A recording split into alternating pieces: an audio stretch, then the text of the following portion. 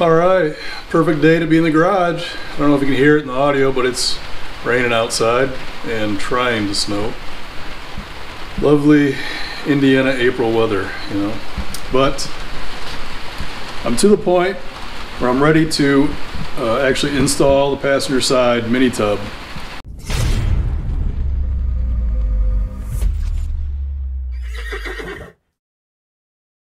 And I just want to give you guys a quick overview of what I've done so far. So you can see I have some new sheet metal. This is that 16 gauge stuff that I got from Menards. You can see I didn't clean these totally up, just to kind of give you an overview of how many plug welds I put in, and the ones over here are cleaned up just because I'm going to be welding right here. But that's in. On the inside of the frame rail, I sprayed some Rust-Oleum industrial like rust coating or something. I don't know, it was something at Menards. And then on these flanges and on the back side of this sheet metal, I used some Duplicolor weld through primer. And even if you scrape it off in your plug weld holes, it just does not let the weld work well. So I don't know if there's anything else that's better. I haven't seen a lot of good reviews on weld through primer basically anywhere. So I don't know what you do really, but that stuff sucks. So well, hopefully the light doesn't block. So you can see I have everything boxed in, and these welds here look like crap because of that weld through primer on the back side of this. But I'm going to be welding on this side and then down here, so those won't be seen, so that's good. But you can see I've cleaned up this flange of the old wheel well, take all the paint off. I'm not going to spray any weld through primer on this just because it was heck with that 16 gauge thickness stuff, so it would be even worse on this.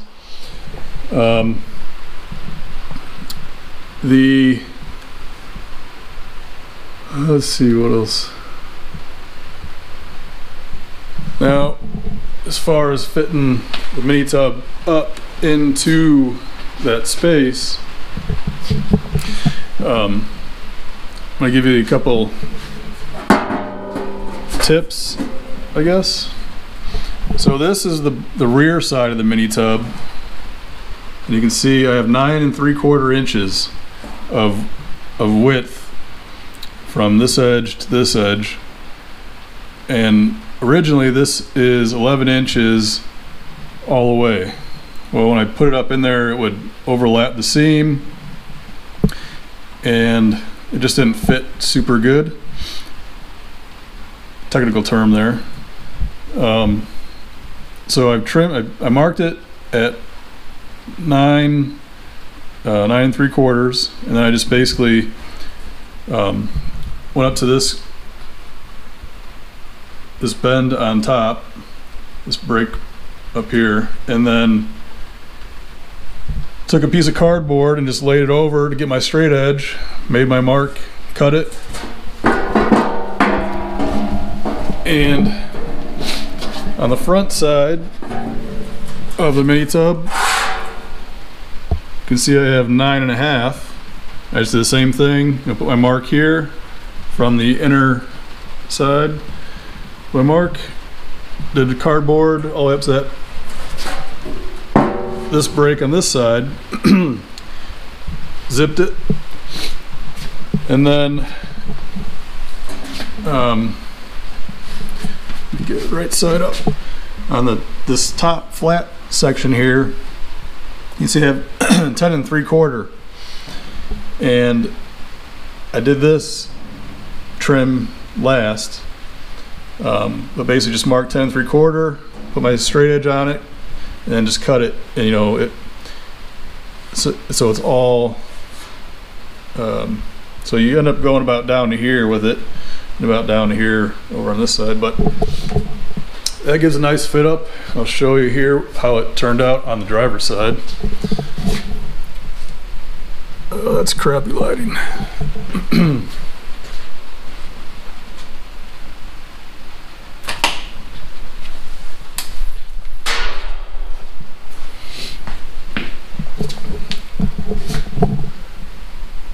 So you can see there's a little bit of the old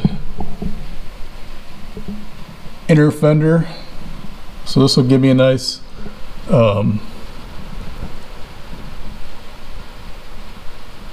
way to put in some seam sealer.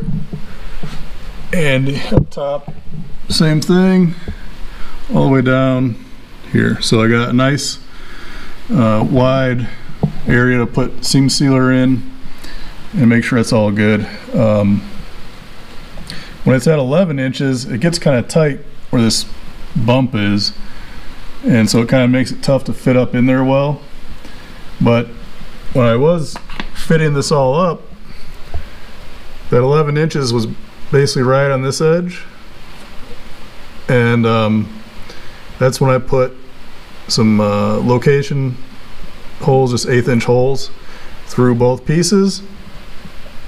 And then I worked on getting all the notching tidied up real nice, and then made sure my measurements on the inside were where they're supposed to be, where it's 7 inches on the inside and then 10 inches back here.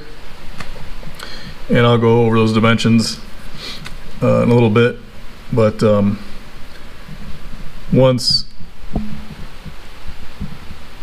I had that stuff set, then I put some holes, 1/8 inch location holes down here and over here, and then that basically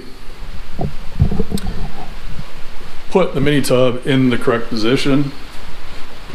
And that's when I started trimming stuff.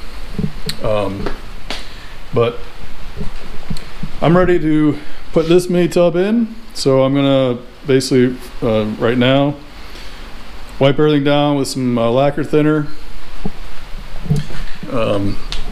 Do the same inside here on all my bare metal stuff that's going to be end up getting welded, and there is some of that stupid weld through primer on the underside of here that I'm going to remove so that way it doesn't cause any issues. But let me get that up in place and I'll show you how it looks just there. So all right, so I got the mini tub in position. You can see here I just used some Clecos, which I can't say enough about. Those things are amazing. For 35 bucks I found a kit on Amazon that had a dozen each of the 1/8 inch and 3/16 Clecos with the pliers and a little carrying bag. It is a tremendous help when putting the stuff in. I mean, these things work super well, and you can see I have holes drilled every so often. That's where I'll be welding to the original inner fender well, and then you can see I'll be also welding down here and here. Now if we go to the inside, see there's a little gap in here, but I'll end up taking some clamps and squeezing that inner fender well to this sheet metal here. It's just that this is a little bit wavy from the welding that they did when they made them. Something that's going to happen no matter what. So, but it'll look good once it's all done. And let's see, you can see how good these Clecos hold. I mean, barely get any movement, out of this thing. It's in there good. So once I get this thing welded, it shouldn't be falling out anytime soon. I did notice that might be hard to see, but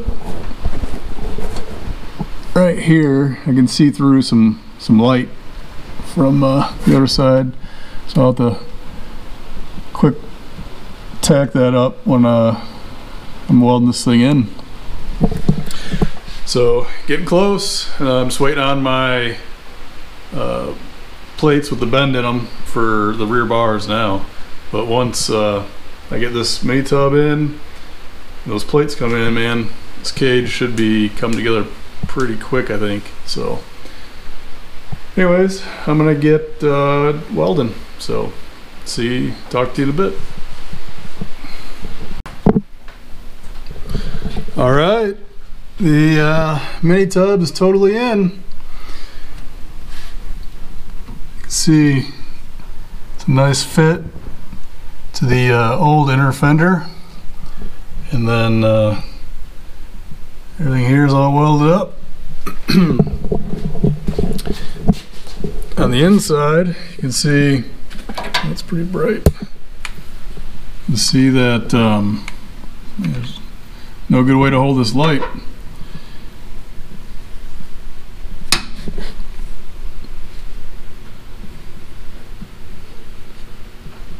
You can see this is the weld from the floor to the mini tub, and then this is just the extra material that hangs down. Like you can see here, I started trimming. I'm only going to go this far because once I get the cage totally installed, I'll finish the floor inside and then I'll trim it all off. But I did get this all welded in and a nice little tab welded in there. I'm going to grind everything down, but I wanted to show you guys before I did. See, all the spot welds are in, and once I get my plates, it's time to finish up the cage, or at least get back to work on it towards finishing it up.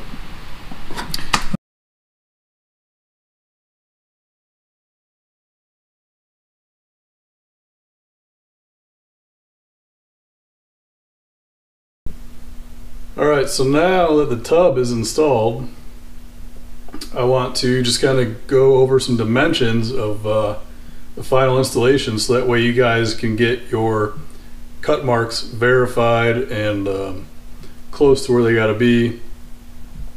So the first one I want to go over is from the OEM flange or wheel well flange to the outside of the tub is 10 inches, and these are all plus or minus 1/8 of an inch tolerance. So you know, this isn't a precision measurement required item, so these will all be within 1/8 of an inch. The next measurement is going to be from the back. It's probably kind of tough to see, so I'm going to measure off of this seam where the trunk floor meets the rear of the car, and let's see if I can get this to stick.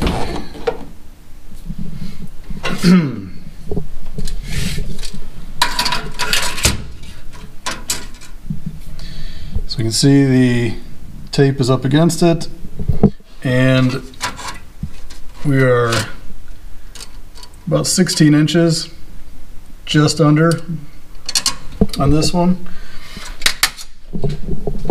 So see, that covers that. We can even do a height, the highest point. Let's see. So from the floor,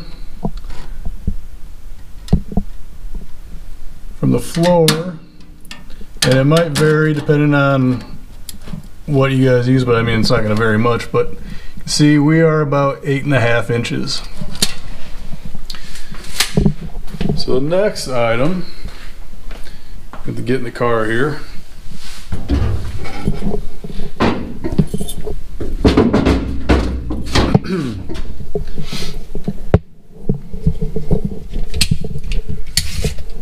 And this dimension you can do from a couple different places, but we will start off at right up against the rocker box to the edge, and we're at 7 inches.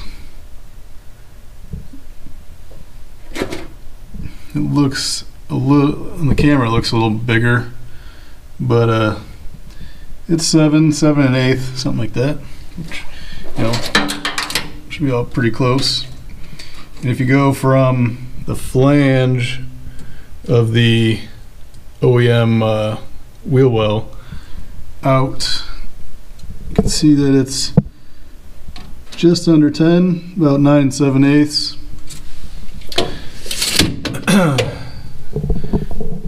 And I think that's because there's some curvature in the flange, but as far as the dimensions across here, everything lines up with what, well, I guess this dimension lines up with what Wild Ride said, but in the back side, you know, they said 9 inches, but what I measure is 10 inches. Next dimension we will do is from the seat bulkhead. You can see that's up against the seat bulkhead up to here, and we're about 7 1/8, 7 1/4.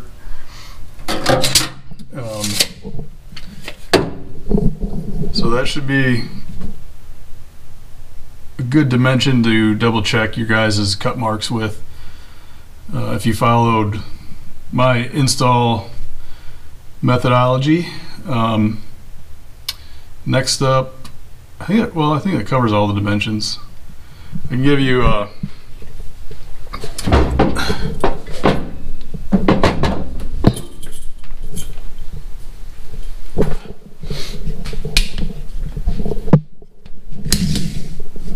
so I didn't get it on camera when the original fender wells were in, but if I took into this with the original, when I did it with the originals, I was getting 14 inches to the outside of the fender, and you can see here we are at 17. So you gain 3 inches of room to put some big tires underneath her. Like I always say, guys, if you enjoy watching these videos and learning along with me, please like and subscribe. Thank you to all the people liking and subscribing so far. Hope you stick around and continue watching. But anyways, I'm gonna get out of here. So turn that dream into a goal and crush it, guys. I know you can. Later.